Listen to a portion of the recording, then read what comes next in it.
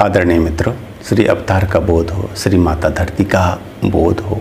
मित्रों, आज का प्रश्न है कि श्री कल्कि अवतार का मोक्ष ज्ञान क्या है। वे क्या मोक्ष भी सिखाएंगे, बताएंगे, मोक्ष का रास्ता बताएंगे? वे क्या मोक्ष भी दिलाएंगे जीवों को?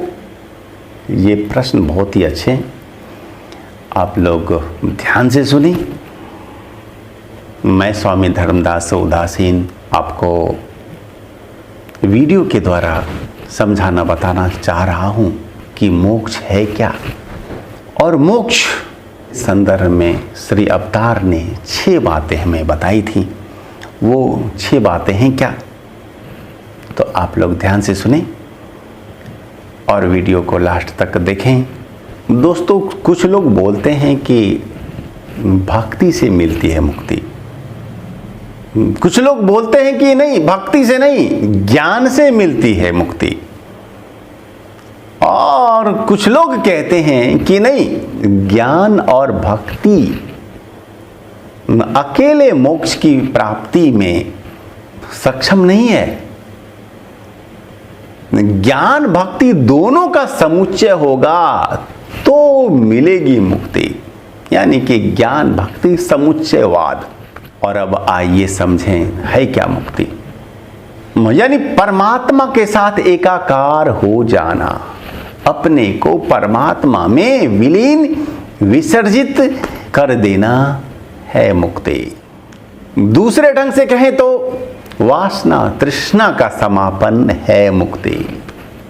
भौतिक शरीर के त्यागने के बाद सूक्ष्म शरीर का भी समाप्त हो जाना है मुक्ति।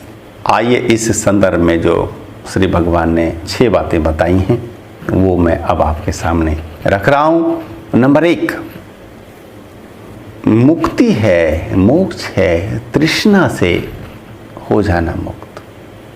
जब तक अंदर में तृष्णा है, कामना है, वासना है, वांट्स हैं, जब तक आकांक्षाएं हैं, तब तक नहीं हो सकती मुक्ति। तो अपनी समस्त तृष्णाओं का त्याग ही मुक्ति है। नंबर 2, संपूर्ण मुक्ति के लिए ज्ञान भक्ति वैराग्य योगाभ्यास सबकी आवश्यकता पड़ती है। साधक अपने जीवन में सबका अभ्यास करेगा तो वह हो पाएगा मुक्त।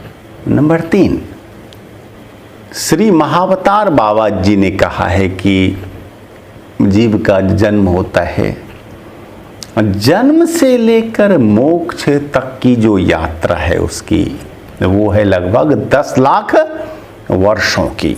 लगभग जिस जीव की उम्र हो जाती है 5 लाख वर्ष से ज्यादा, वैसे जीवों में वैराग्य होने लगता है उत्पन्न।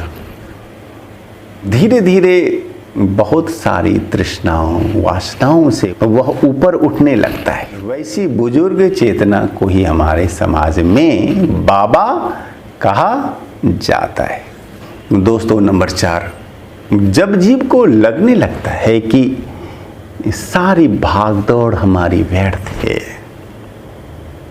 जीवन में सुख की प्राप्ति के लिए बहुत भाग दौड़ की, हमने बहुत हाय तौबा मचाई, बहुत ही बेचैन रहे,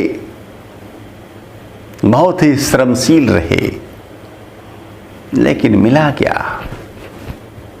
थोड़ा सुख थोड़ा दुख, धूप छांव, अच्छा बुरा।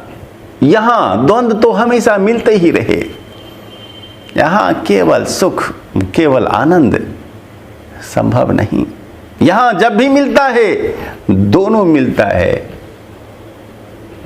और इसलिए सुख के पीछे भागना व्यर्थ है। और जब ऐसा होता है एहसास जीव को, तो वह शांति चाहने लगता है। शांति मिले मिले मुझे परम शांति। और वह परम शांति ही मोक्ष है। जब जीव में परम शांति की इच्छा आकांक्षा होती है, जागृत होती है, तृष्णा होती है, वासना, यह भी एक तृष्णा ही है। यह परम शांति की आकांक्षा भी एक तरह की है आकांक्षा, तृष्णा, वासना ही है। और जब यह आकांक्षा होती है तो साधक को चाहिए वह योग दर्शन तथा उपनिषदों का अध्ययन करे, वह महावीर और बुद्ध द्वारा समझाए बताए गए रास्तों पर चले। नंबर 5, यदि आपको सफल होना है अपने जीवन में किसी भी क्षेत्र में तो आपको एक मार्गदर्शक चाहिए।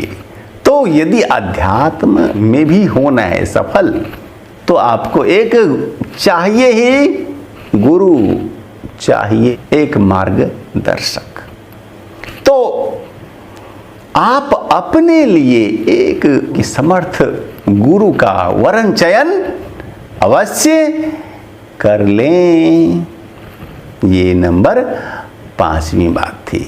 अब अंतिम बात वो ये कि ये जो अभी मार्ग आपने सुने, योग मार्ग, ये लंबे मार्ग हैं और एक शॉर्टकट मार्ग, बहुत ही शॉर्टकट लेकिन बहुत ही हार्ड, बहुत ही शॉर्ट लेकिन बहुत ही हार्ड वे। वो क्या है कि आपको 2 बार अपने शरीर को त्यागना होगा। एक भौतिक शरीर, ठीक है, आप अपने भौतिक शरीर का किसी भी तरह से त्याग कर लें, लेकिन त्यागने के पहले संकल्प लेना होगा कि मुझे केवल और केवल चाहिए मुक्ति और मैं इसके लिए दोनों शरीरों का त्याग अवश्य ही करूंगा, एक भौतिक शरीर का और इस शरीर के छूटने के बाद जो रह जाता है सूक्ष्म शरीर, उस सूक्ष्म शरीर का भी मैं तत्काल ही त्याग करूंगा।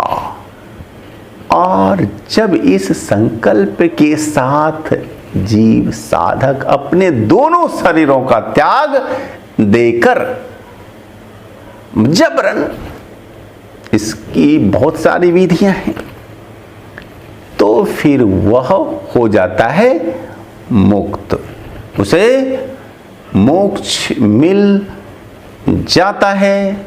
और इसके लिए आपको 2 बार पड़ेगा मरना, एक भौतिक शरीर को छोड़ना होगा, फिर सूक्ष्म देह को भी होगा छोड़ना। ये जो रास्ता है तो बहुत ही शॉर्टकट रास्ता लेकिन वेरी टफ भी है।